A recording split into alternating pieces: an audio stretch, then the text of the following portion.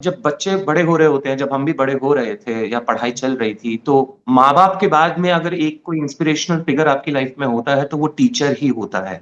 मोहित त्यागी के कैरेक्टर को बनाने के लिए जो भी चीज़ें करनी थी, वो सब करके और फिर डायरेक्टर से बात करके परेश के साथ एक केमिस्ट्री एस्टेब्लिश करके तो काफ़ी अपनापन था सेट के ऊपर। एक डायलॉग है जो मैं बोलता हूँ कि दुनिया का हर बच्चा इंजीनियर नहीं बन सकता और उसे ना ही ज़बरदस्ती इंजीनियरिंग की पढ़ाई करने की ज़रूरत है। So, firstly, sir, welcome to IWM Bus. Big congratulations for new project for 30th. Thank How you back this project? Was it always yes from your side to say yes for this project, or you gave a second thought? No, I think this project actually found me. It was Yeah. like, it was the right time and the stars were aligned and the script came to me. When I read it, I really liked the script. बहुत ही मुझे मजेदार लगा क्योंकि मैंने इस तरह का role पहले कभी किया नहीं था। Yeah. एक टीचर का और स्कैम के बाद में मैं ढूंढ ही रहा था कि किस तरह से अपने डिफरेंट टाइप्स ऑफ रोल्स को एक्सप्लोर Yeah. करूं। जब मैंने ये कहानी पढ़ी तो जो रितेश का जो कैरेक्टर है, जो परेश प्ले कर रहे हैं, परेश पाहुजा, और जो मेरा कैरेक्टर है मोहित त्यागी का, उनकी जो स्टूडेंट और टीचर की जो रिलेशनशिप थी और उस रिलेशनशिप में किस तरह से चेंजेस आते हैं, दोनों एक दूसरे से किस तरह से सीखते हैं और Hmm. उनकी लाइफ कैसे शेप अप होती है, मुझे ये काफी मजेदार कहानी लगी। मुझे मुझे लगा कि इसे करने में और Yeah. परफॉर्म करने में बड़ा मजा आएगा। फिर जो टीम थी मुझे वो काफी मजेदार लगी। राइटर समीर जो है उन्होंने तो अच्छा लिखा ही था। अभिषेक भंडारिया जो कि शो रनर हैं, जो प्रोड्यूसर भी हैं, उनका विजन जब मुझे पता लगा, और मेरे काफी अच्छे दोस्त हैं निशिल सेठ जिन्होंने डायरेक्ट किया है इसे, मैं काफी समय से उनके साथ काम करना चाहता था, तो काफी चीजें जो थी वो सारी साथ में आ गई and it worked out for me and here we are with it.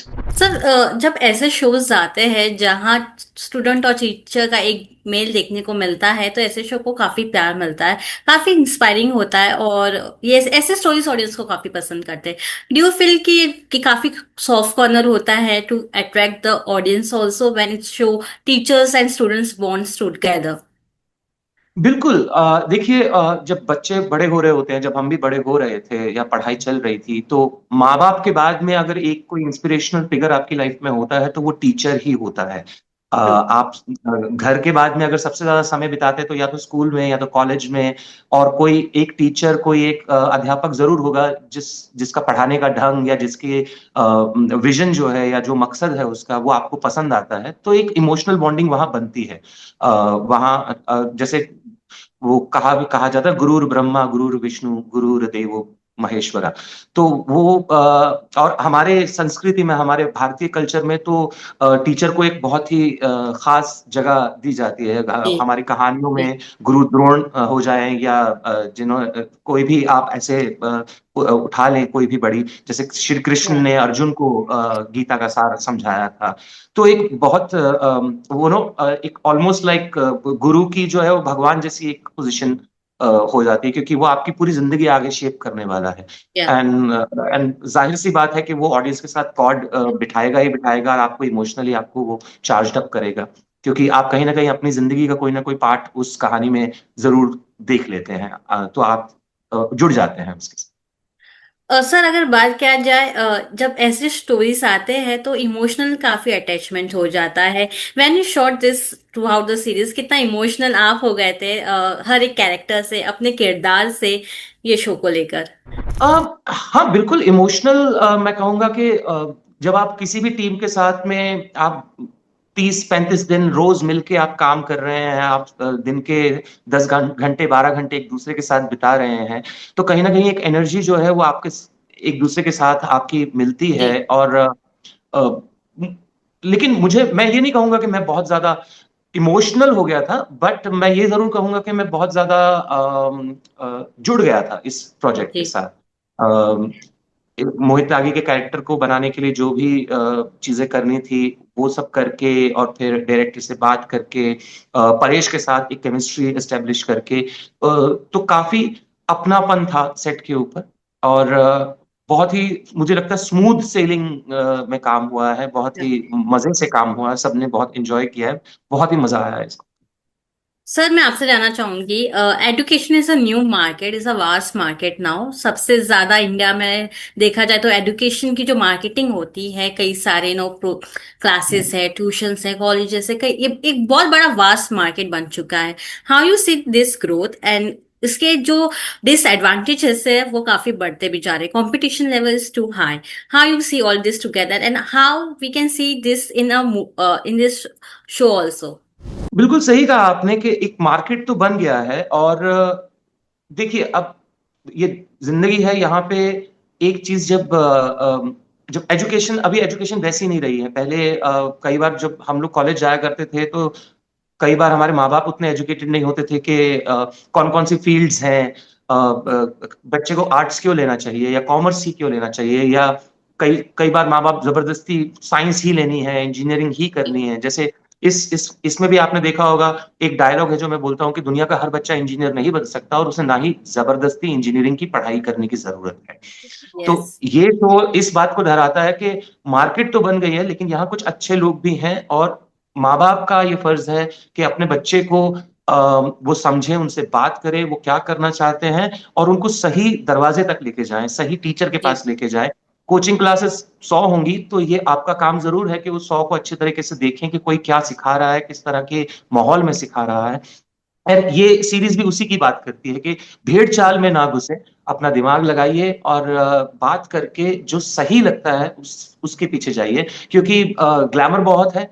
बहुत सारे लोग ऐसे वादा भी करेंगे कि हमारे 100 स्टूडेंट्स चले गए, हमारे तो इतने सारे आईआईटी में सिलेक्ट हो गए, हमारे इतने सारे हो गए। तो वो डर भी है।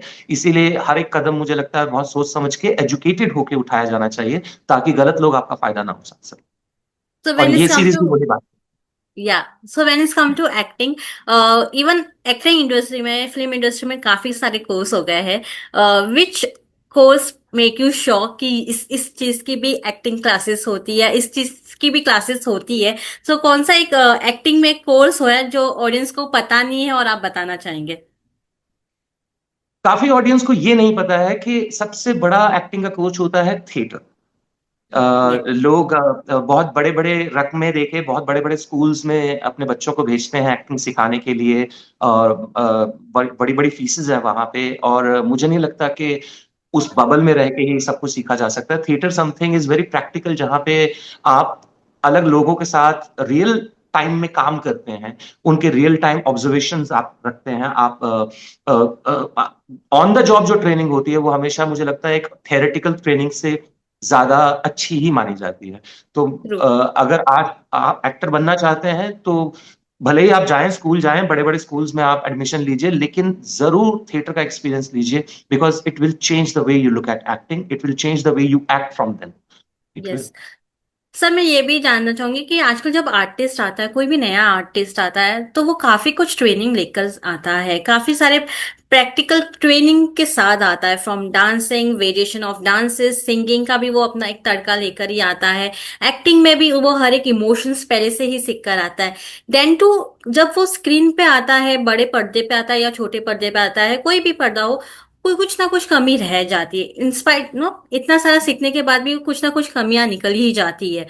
How you see this together? आजकल के जो न्यू जनरेशन ऑफ एक्टर्स आ रहे हैं, even they are doing so many gymnastic and all. नहीं, देखिए, कमी रह जाती है। देखिए, हम सभी ह्यूमन बीइंग्स हैं, कोई एक्टिंग ऐसी कोई परफेक्ट वो नहीं है। आप अच्छे से अच्छा एक्टर ले आइए, कुछ ना कुछ किसी ना किसी को नहीं पसंद आएगा उसमें से। आई मीन, कई लोग जैसे मेरी भी परफॉर्मेंस के बारे में बात करेंगे, चाहे वो स्कैम को लेके मुझे काफी अवार्ड्स भी मिले हैं, लेकिन कई लोगों ने ये भी कहा है कि वो कनेक्ट नहीं कर पाए मेरे कैरेक्टर के हम्म। साथ। तो अब क्या मैं अच्छा एक्टर हूं या नहीं, अगर मैं ऐसा क्वेश्चन सोचने लग जाता हूँ। हमारा काम है कि हम अपनी ईमानदारी से काम करें। एंड नए एक्टर्स को भी मैं यही कहना चाहूंगा कि आप अपनी ईमानदारी को रखें। और फेल होना या कनेक्ट ना कर पाना ऑडियंस से जो होता है वो बहुत सारी दूसरी चीजों की वजह से भी होता है। फिल्म एक कोलैबोरेटिव एफर्ट होती है, उसमें राइटर ट्रू। होता है, डायरेक्टर होता है, सेट डिजाइनिंग, कॉस्ट्यूम डिजाइनिंग। कोई भी एक चीज अगर आपस में तालमेल नहीं बैठता है तो वो शायद उसका इम्पैक्ट वैसा नहीं दिख रहा है जैसा आप एक्सपेक्ट कर रहे हैं। तो ये कोई एक आदमी की गलती या एक आदमी का ऊपर आप नहीं डाल सकते, सिर्फ एक्टर का ये प्रॉब्लम नहीं यस। है। It's a team effort, and कई बार टीम अच्छा जुड़ जाती है और कुछ मिरेकल हो जाता है, और कई बार कमियां रह जाती हैं। तो हम इतना ही कह सकते हैं, उन कमियों के लिए हम माफी मांगते हैं और आगे बढ़ जाते हैं। और मुझे लगता है सारे एक्टर्स को यही करना चाहिए कि अपनी कमियां जानते रहना चाहिए और नेक्स्ट टाइम कोशिश करके उसको अच्छा और करते रहना चाहिए। ट्रू। सर, अभी कौन सा प्रोजेक्ट आप करना चाहते हो और कौन सा कैरेक्टर आपको करना है आप? ऐसा पर्टिकुलर लुक मैं कभी नहीं सोचता हूँ बैठ के कि कौन सा यस। कैरेक्टर करना है। जब स्क्रिप्ट आती है, अगर उस कैरेक्टर को पढ़ते पढ़ते कुछ कनेक्ट होता है, आपको लगता है कि आप इसमें अपना कुछ एक डाल सकते हैं, अपनी एक अदायगी से इसको और निखार सकते हैं, आपके पास है यहाँ कुछ स्पेस है, कुछ उसको अपना बनाने का। तो जब ऐसा फील होता है तो डेफिनेटली वहां इंटरेस्ट जाग जाता है कैरेक्टर में।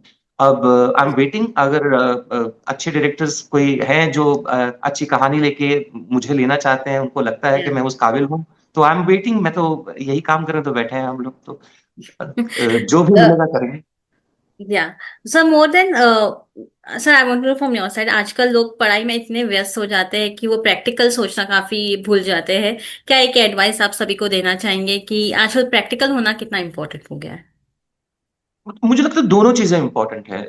थ्योरी जब तक नहीं होगी, प्रैक्टिकल समझ में नहीं आएगा। लेकिन सिर्फ प्रैक्टिकल और सिर्फ थ्योरी तो आप इनकम्प्लीट काम कर रहे हैं, आप सिर्फ Yes. आधी ही नॉलेज ले रहे हैं। जैसे इसमें भी आजकल अभी हमारी सीरीज में जो दिखाया जा रहा है कि पहले क्या होता था कि बस जॉब जॉब करनी है, कोई भी काम काम करना है, पढ़ाई कंप्लीट करो, किसी भी जॉब पे लग जाओ, घर चलाना है। लेकिन अब लोग इस बात को भी सोच रहे हैं कि नहीं, मुझे करना क्या है, किस तरह का काम करना है। तो काफी टारगेटेड अभी एक स्टूडेंट लाइफ भी हो गई है।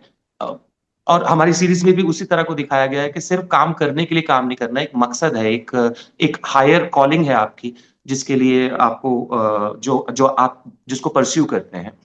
या। तो मैं यही कहूंगा कि यू नो थियरी पढ़ाई कीजिए, समझिए, और फिर घर से बाहर निकलिए, जाके अलग लोगों से मिलिए, नए नए लोगों के साथ काम कीजिए, प्रैक्टिकली देखिए अलग अलग लोगों के टेम्परामेंट कैसे हैं, अलग अलग लोग किस तरह से काम करते हैं, उनसे सीखिए।